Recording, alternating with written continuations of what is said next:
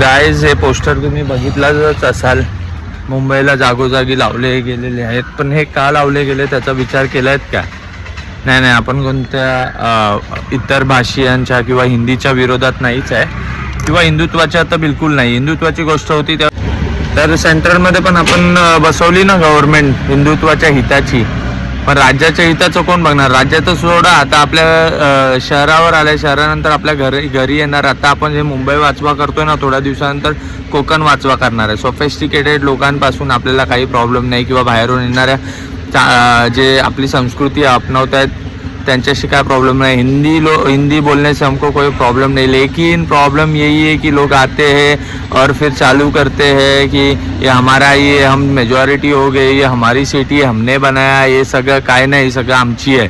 समजलं? संविधानानुसार जो येईल राहा, ते संस्कृती जपा, वाड्या मोठे व्हा, पण नंतर आमच्या डोक्यावर येऊ नका. तर ह्या वेळेला मराठी माणसाला मला हेच सांगायचं आहे की विचार करा, कोणत्या पक्षाला द्यायचं मी सांगत नाही आहे. पण ही परिस्थिती आता अशी आली नाही की पुढे असं नका होईल की कोकण वाचवा, आपले गावं वाचवायची वेळ, गावापर्यंत ही लोक पोचणार. आणि आपली संस्कृती आपल्याला जपायची आहे, तर ह्या वेळेला मतदान जरा जपून करा बस. चला, जय हिंद, जय महाराष्ट्र.